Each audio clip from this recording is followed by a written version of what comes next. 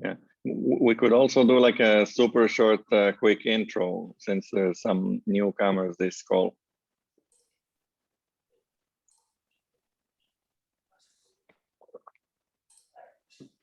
While Matt is loading, so we can start by just saying your name, where you're at today in the world, and what's the most exciting for you in the crab market.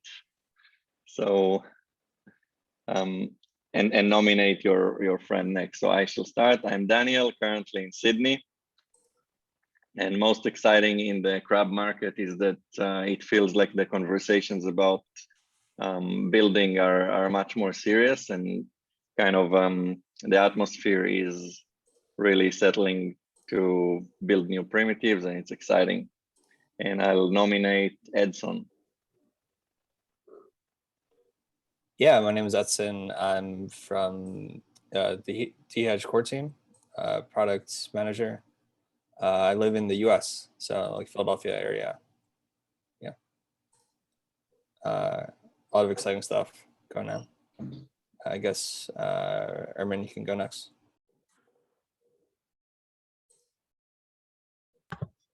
Let me just unmute. So yeah, I'm Ermin, one of the core contributors for dHEDGE. I'm in Australia. Crap market, Daniel, you took the words out of my mouth. I enjoy building and I like focused work. And you know, if it's up only, it can take your attention away. So it's actually a nice way to sort of focus on building. And let's go across to Yay. So guys, I got my Yay from Chicago. Yeah, I'm currently part of the core team at dHEDGE. And yeah, this crowd market is sort of a blessing in disguise, right? Now that everyone sort of getting washed out, now we can sort of focus on have more focus on building, and I think that's a net positive, so we can get ready for the next part. I nominate Lecky. Hey guys, I'm Lecky, based in Australia, on the solidities contract side. The crab market, I don't know, everyone has, it's been multiple times in the history. Many of us already been for it. It's just maybe everyone already get used to it. Yeah, I guess we just keep building and focus on building. So it's good to have the time on focus. I can nominate, who I can nominate? Maybe Reddick. Yeah, Certik. I'm based in Australia as well. Core team member. And the good thing in this scrap market for me is that I haven't been liquidated yet. So this is so far so good. Hopefully it won't happen, and hopefully market will rebound, and you know, we'll see all-time high soon again. So then the stuff that we're building will be worth even more. John, you want to go next? Yeah, hey guys, this is John, based in South Korea. So yeah, like the interesting part about this this crab market is, well, I think it is kind of like somewhat expected, right? Like just think about Vitalik's like rug pull on Akita. You know, it's somewhat kind of like needed even for this kind of like too hot like market. So yeah, I think it's the time to kind of like realign ourselves about like how we should kind of like fix some of the, like, you know, let's say back part of the projects, or like even individuals, you know, like ourselves, and then try to kind of like you know, redirect and like, you know, even like set up the direction like in the better position, and then, you know, try to run again. For this kind of like proposed, I think it is really important. So yeah, it's like a building time for not only tech part, but I guess for the business part as well. So yeah, like working time, right? Who else? Ermin?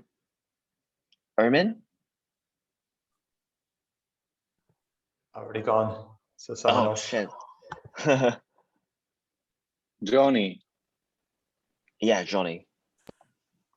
Hey guys, I'm Johnny.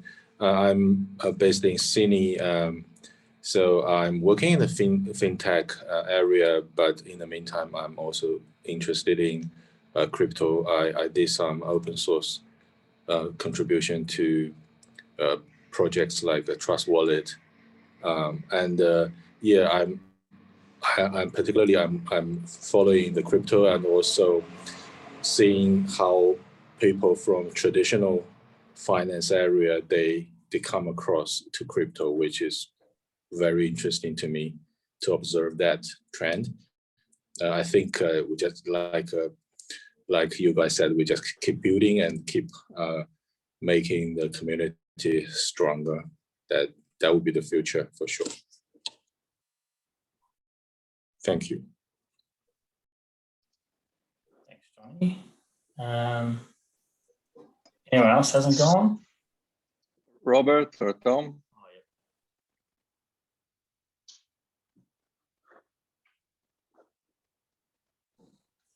Hey guys, yeah, I'm based out of the US. I'm just a average hedgehog, I guess. Tom? Hey, sorry, my audio is a bit loud, but joining from San Francisco and always a hedgehogger. Thank you. Was that everyone? Just me, I think. All right, thanks. Thanks for that, everyone. It's great to see some new faces, as I said, and it's just good to, apart from obviously the market being terrible at the moment, like very sideways, and then obviously the last sort of 24 hours big crash.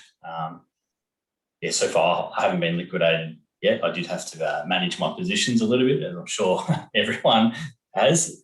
But hopefully it's somewhere towards the bottom, so we can just keep going up from there. Okay, let's get into it then.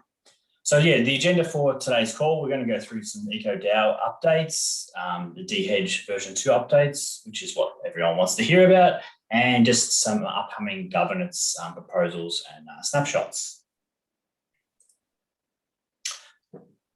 So Daniel and I did a podcast last week with from the guys from DeFi Slate, which also included one of the Jameses from MStable, just talking about the how the different DAOs are collaborating and how we see things in the future.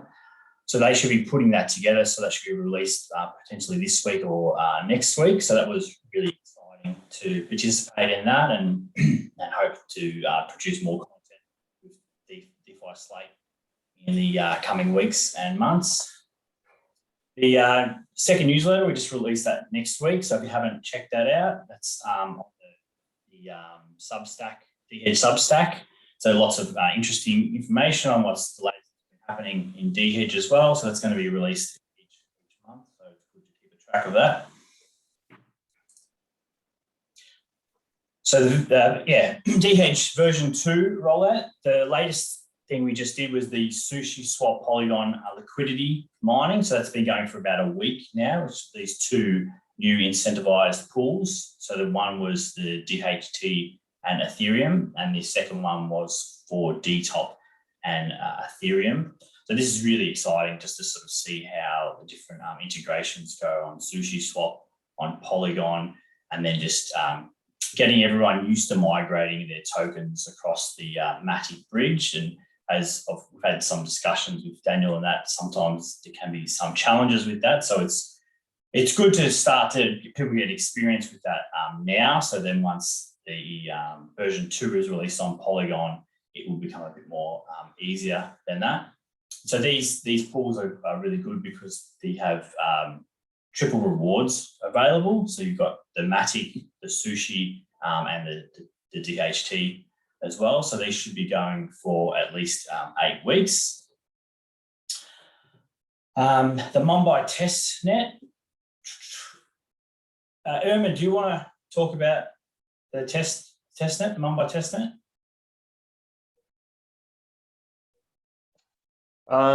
Yeah, sure. I mean, either myself or Edson. Or Edson, yeah.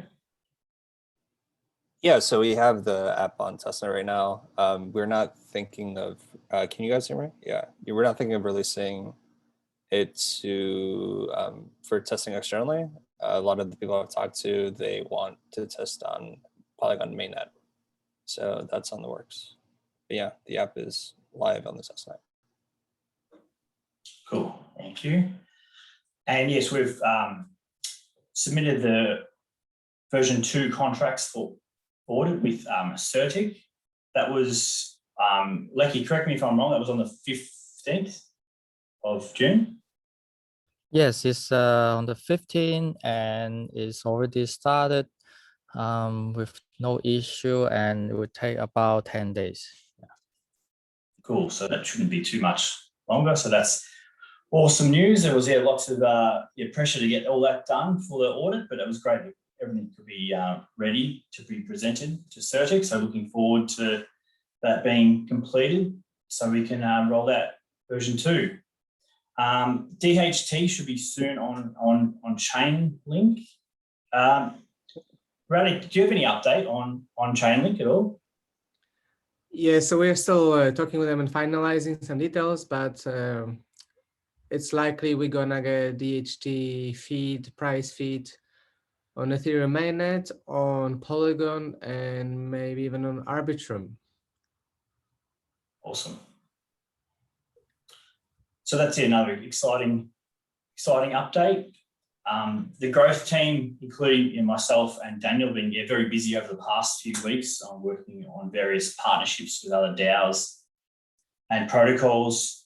That's been going very well. We don't really have too much we can share publicly as yet, but there are quite a number of different things going on. So hopefully in the next coming weeks, we can sort of share more news with the particular partnerships, apart from obviously like SushiSwap and Polygon, which we've already released. We can share probably one, which is probably leading into the sort of governance. Daniel, do you want to speak about some of the upcoming governance proposals and snapshots in the coming weeks? For sure, yeah. So I guess maybe in continuation to the V2 partnership, so we've been working with DeFi Pulse on planning kind of how do we support boost distribution to V2. So we'll submit it probably for a snapshot proposal during this week.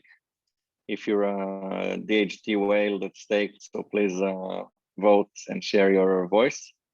And this would be a first phase of 3 months where we'll work with DeFi Pulse on educational material for how to use dHEDGE and all kind of promotional activities, AMAs, and yeah, that would be great to hear from the community also what we want to kind of emphasize on.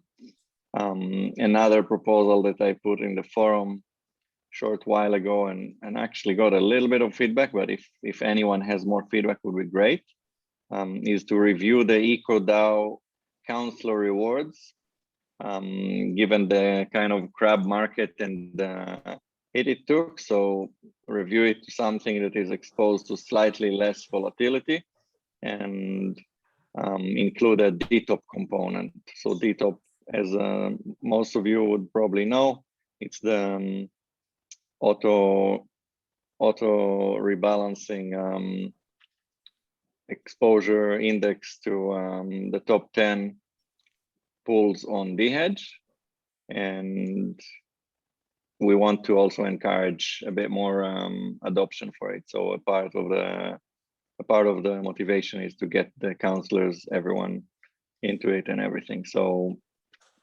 that's for that. And the Uber pool rebalancing. What was the recent update about it, Matt? It's just, I was just more making a point. So obviously the ribbon pool gets rebalanced at the end of each quarter. So that's coming up in the next couple of weeks.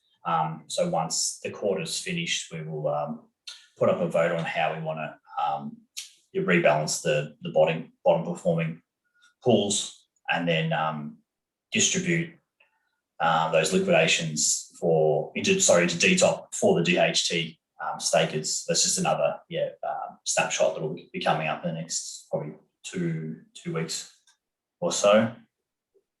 But yeah, like just to continue on with what Daniel said, there's definitely want more discussion regarding these proposals. So everyone, great if you could check out the forum, just to put any of your thoughts on any topic really, but specifically those two proposals, and also any more discussions in Discord on sort of upcoming just governance or what else you'd like to sort of see in particular.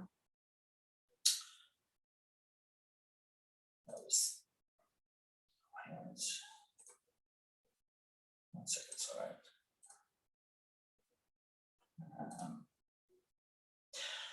Yeah, so that was the main things from me. Do we have any questions, or does anyone else want to share anything in particular? Even yeah, maybe we should talk a little bit about, maybe I can just say a few words on V2. Yeah. So yeah, I just wanted to say, you know, when we first set out to build V2, we sort of looked at, you know, which protocols, which tools, you know, which networks, you know, should we adopt? Okay, you know, there's like lending protocols, you know, what about yield farming? And even the individual protocols and networks, it's kind of changing by the month. You know, should we focus on optimism? Should we focus on Polygon or Arbitrum? So what we really wanted to build was something that was very flexible and could grow and expand where basically the users are going, where the biggest adoption is happening. So a lot of protocols today, they're kind of starting to look like, and not just asset management, they're sort of starting to look like the Swiss Army knife of DeFi. So Sushi is a good example. You know, they started with the swaps. You know, they got yield farms, they got staking, they got lending, and actually, you know, creating these protocols or even integrating typically for another DeFi Lego block, it takes time. So it'll take months to, you know, first you choose, you know, which protocol you want to adopt, then you're going to build it out, the contracts, the front end. So it's not very fast, and you end up with this sort of Swiss Army knife that's very slow to expand into new protocols. So what we wanted to do is sort of have a more generalized approach. So this analogy is kind of similar to how Ethereum started. So, you know, Vitalik sort of saw these other protocols that were trying to build, you know, things on top of proof of work, and they weren't very flexible. So he thought, oh, well, why don't we just put a generalized computing engine on top and people can easily build whatever they want. So that's kind of what dHEDGE V2 will be, but on a smart contract protocol level. So instead of being a Swiss Army knife that's slowly adding tools one at a time, you could literally have, you know, community members, you know, build a new integration in just a couple of days. So that's kind of the target that we're going at, to make it really easy to be able to move with the times, and who knows, you know, where DeFi will be in 6 months or 1 year's time. So I hope that makes sense. Yeah, thanks, Simon. That's a bit more of an in-depth explanation to everyone. Does anyone else have anything else they would like to share?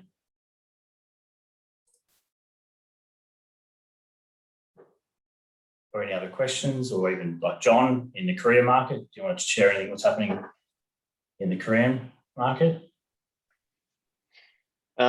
Just a sec.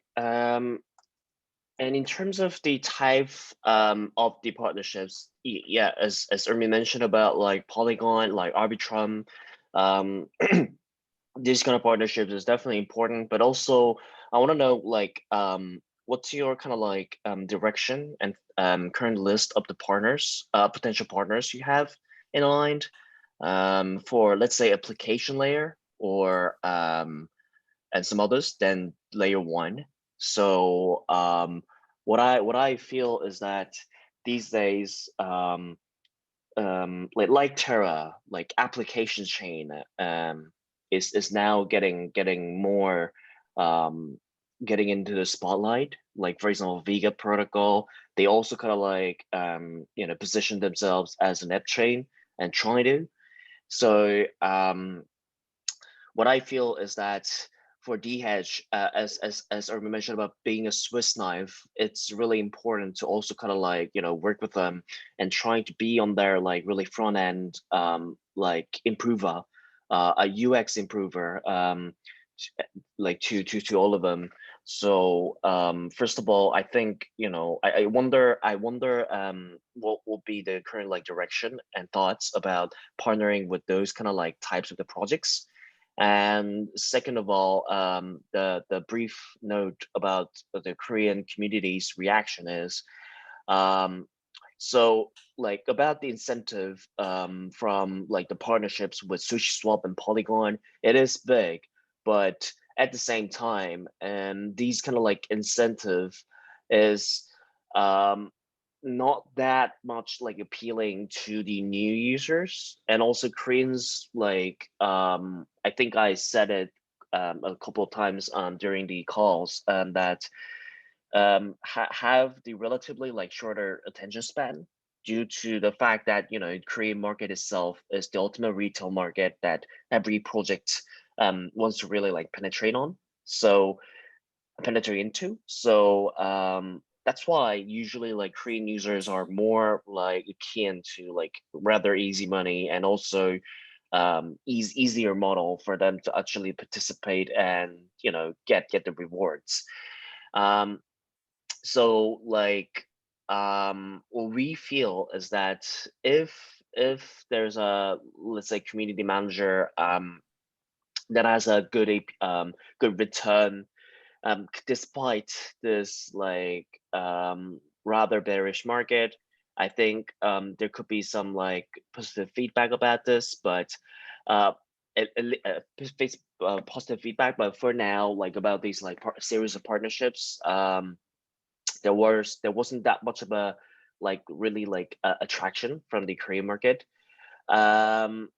So also it is kind of like what we feel is important is trying to diversify the portfolio managers of portfolio managers of dHEDGE, because like for example some of the other social trading platforms like Horde, they even have like community influencers as their portfolio managers. So I understand that when we talked about what assets we should add to dHEDGE platform, we also think we need to think on our like backers, our current like tag capacity and etc., and our direction as well.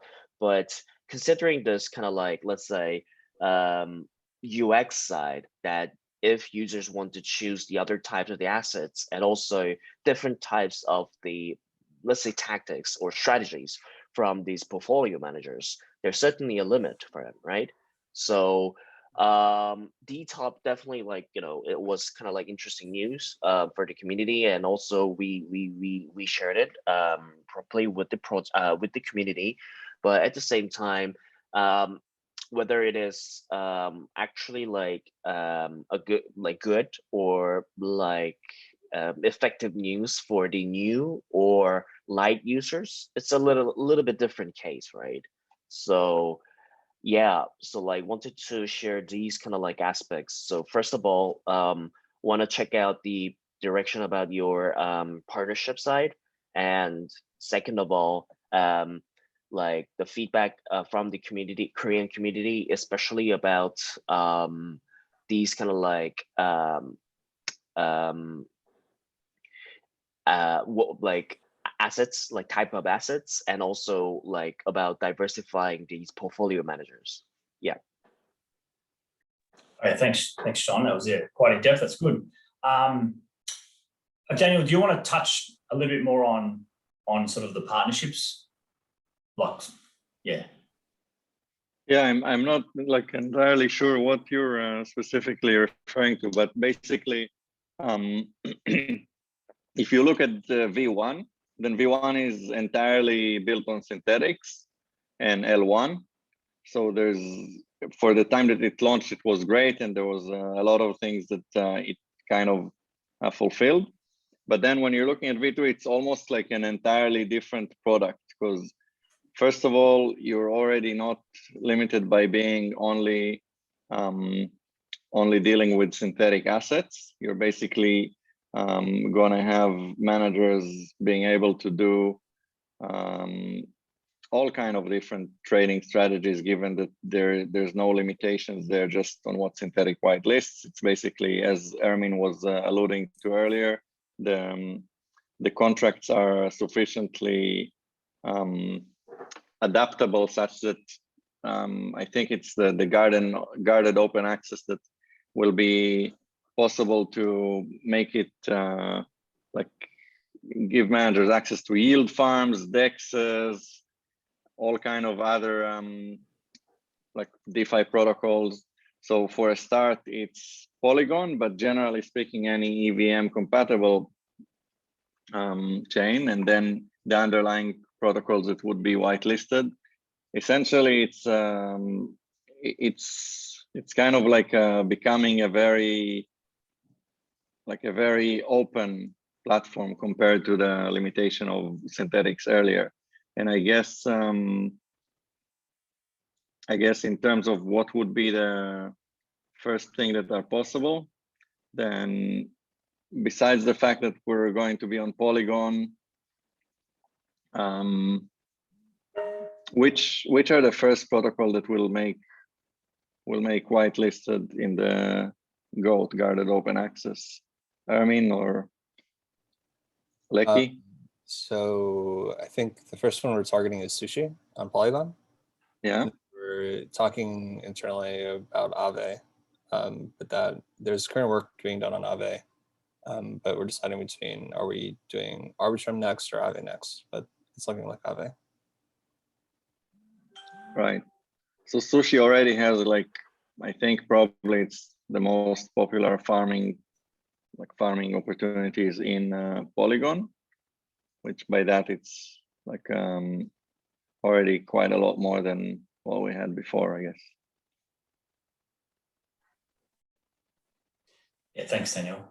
Yeah, I think, yeah, really, it's just the possibilities are sort of endless once version 2 is fully sort of rolled out. Those, you know, money Legos, as we talk about, and the different strategies that the managers can implement, you know, just really like, and will possibly be like endless realistically. So it's going to be very interesting to see what managers come up with and how they implement the different integrations, and like especially like what's been happening now. So obviously it's quite a sort of bit of a bearish market, and then how managers can you know, manipulate these sort of current conditions to still perform, you know, relative. Do you have any other questions, or Aaron, do you want to? It'd be good to know as well from the Korean community sort of what is appealing to new users. And sometimes what is appealing isn't necessarily what's good in the long term or even the medium term.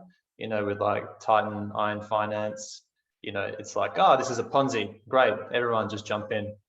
And that's obviously got a very short-term lifespan.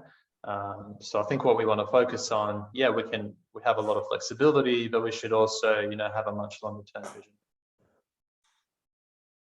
Exactly. So that's why I think, you know, this kind of like market condition is kind of like important, because now we can rule out these kind of like minor small cap projects from the market.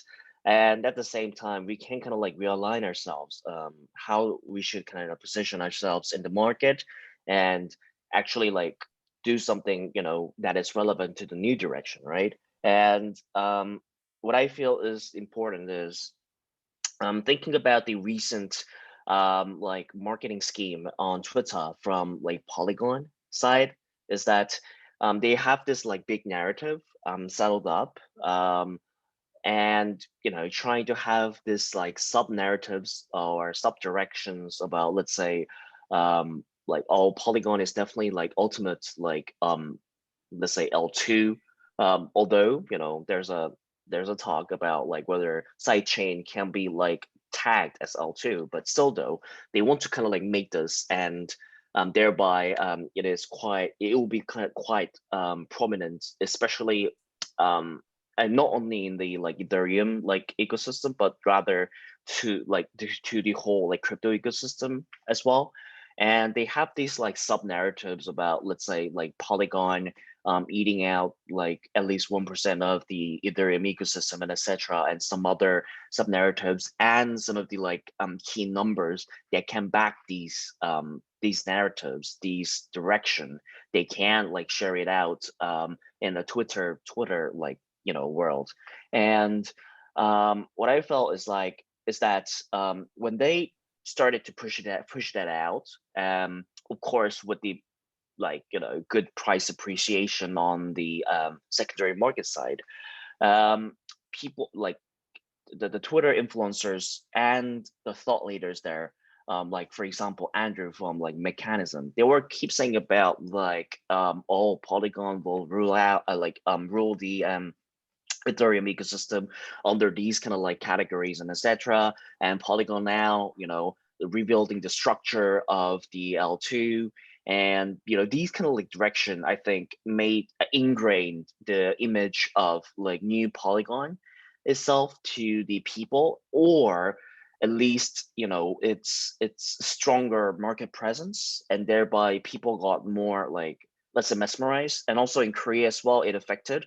So, and then, you know, later on, I think it is the last month that Mark Cuban invested in Polygon, right?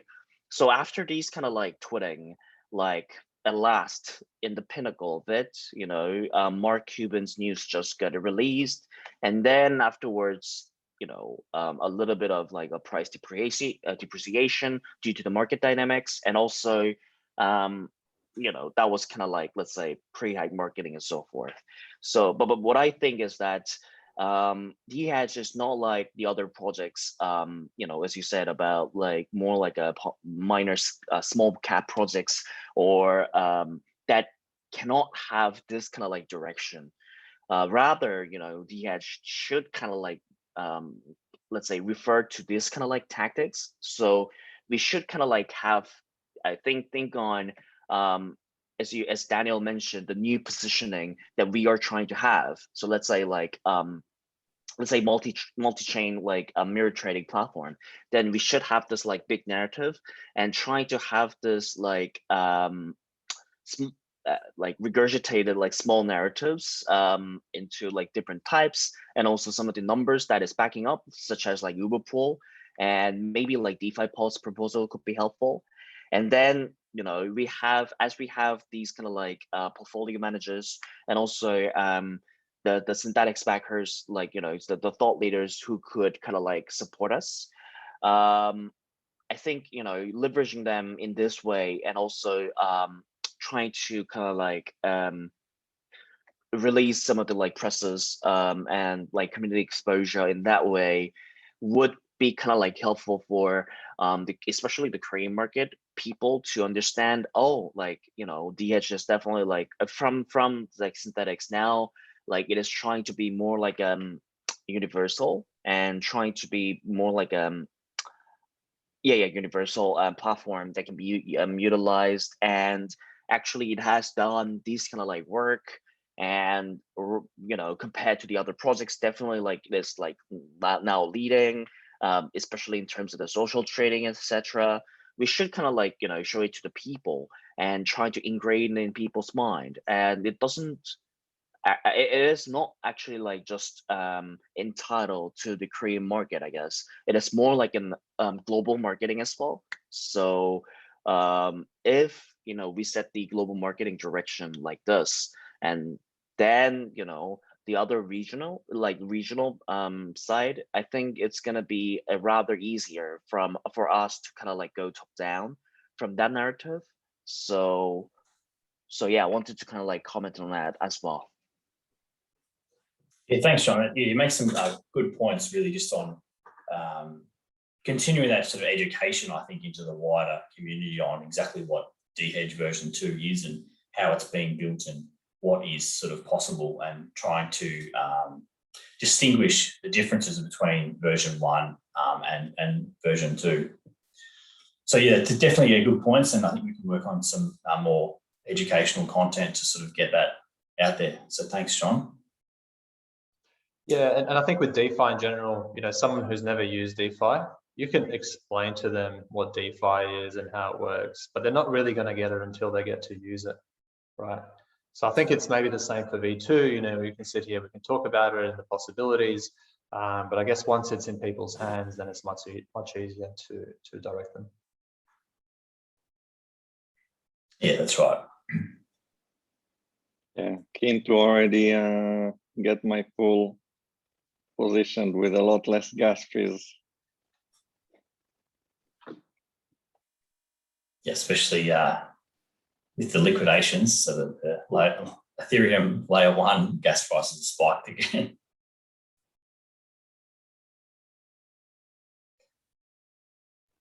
Any other thoughts or questions from anyone? Yes, the Zoom 40 minutes capacity is about to run. Is it? Okay then. All right, thanks. Thanks everyone for joining this call. It was great to see some new faces, and yeah, look forward to continuing to see everyone in Discord and forum and the upcoming community calls.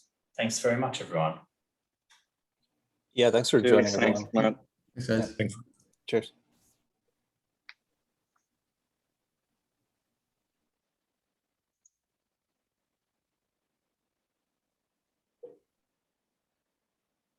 Yeah, you can stop the recording. Who's editing the recording after that? Annette?